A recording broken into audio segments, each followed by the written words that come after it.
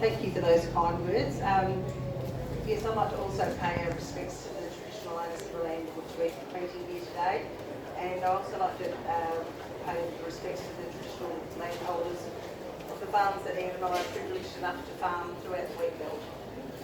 It certainly is a privilege to be able to live in those areas and work and raise a family.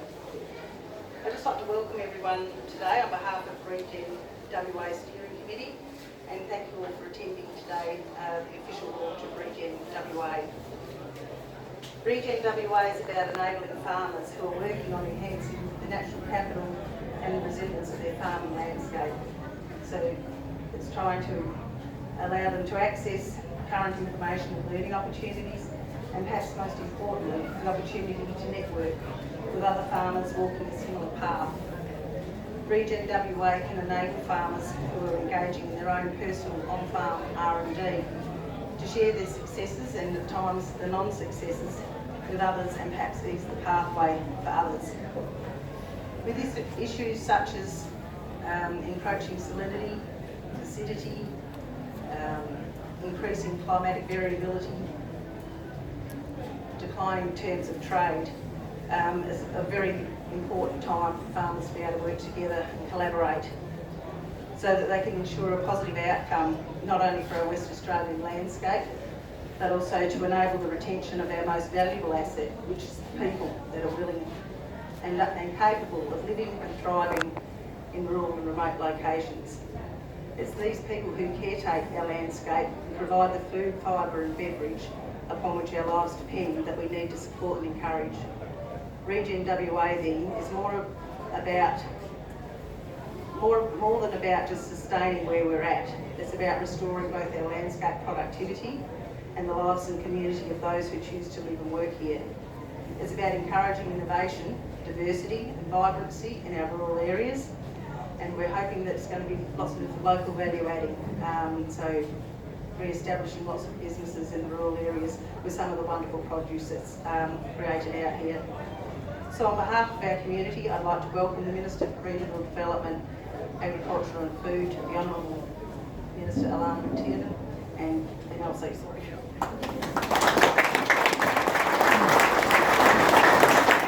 Thanks very much, Doug, and fantastic to be here. I cannot tell you how excited I am to be here. Can I just start off with a few acknowledgements? I want to recognise my parliamentary colleagues here. Of course, my fabulous friend, Dowerin who's also my parliamentary secretary, and I think Dowerin was probably the one that introduced me to my first group of Regen farmers. To Diane Evers,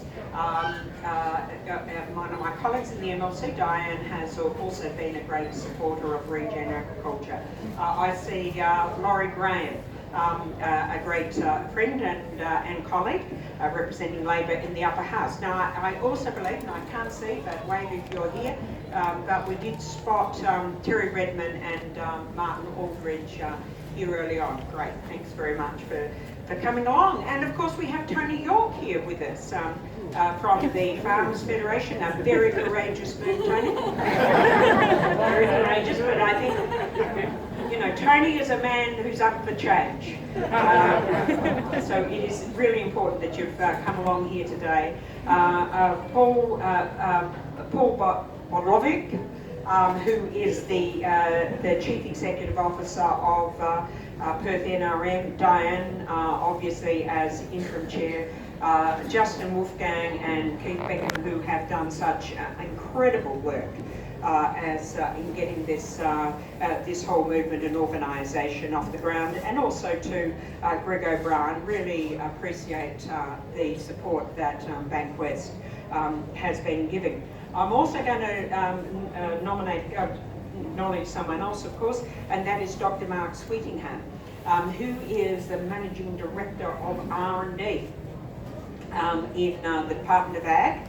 Now, you know, we've put Mark into the re-education camp. He's been locked in a room and made to read Charles Massey's Call of the Reed Warbler.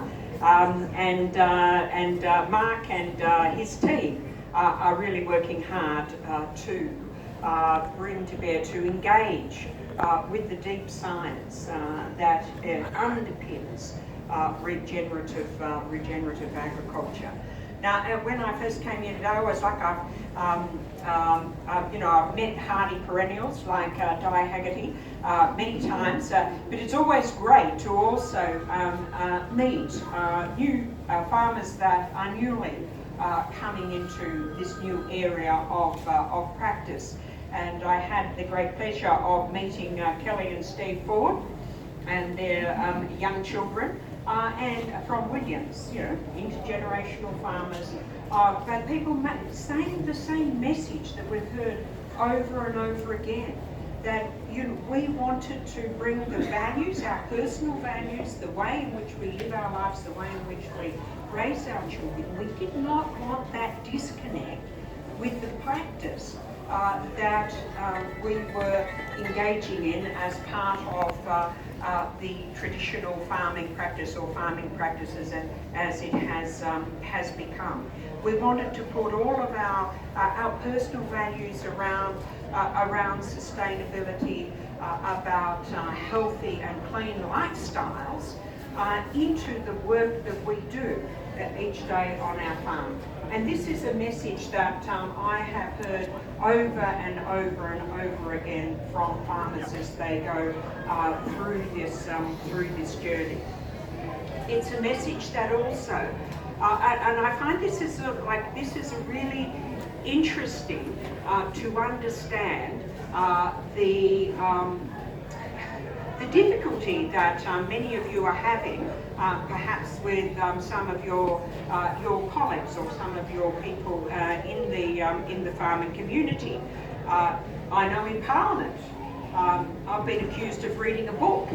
Apparently, that's not a good thing. Apparently, for one to read a book and take some learnings from that and want to go forward and explore. There does seem to be a concern that this is some sort of challenge to the rest of the community. What I see very much from the farmers in the regenerative space is they're not out there preaching to other people about what they should do. They are leading by example. They are leading by example. And they are the science that is involved that underpins regenerative agricultural practice is amazing. I mean, it is not that this is some sort of crazy cult that, puts, tell me you don't do this, but, puts manure in a cow horn and run around naked in the middle of the night.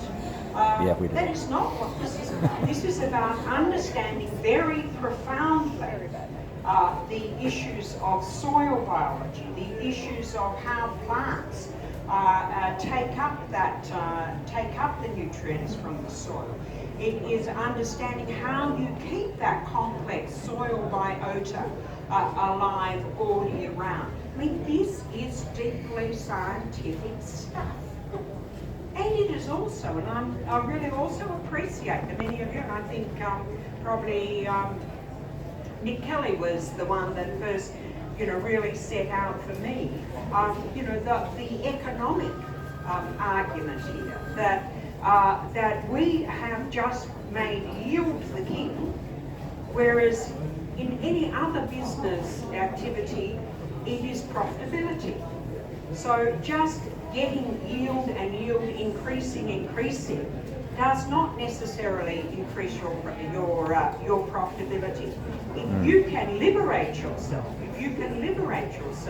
from many of the expensive inputs that you need, your bottom line can improve. So this is not something that is anti-commercial. This is not something that only hippies do. This is underpinned by great science and underpinned by great economics. So I really urge you to continue. We want to work very closely with you and with the NRM groups that have had the idea and the nous to set up Regan WA.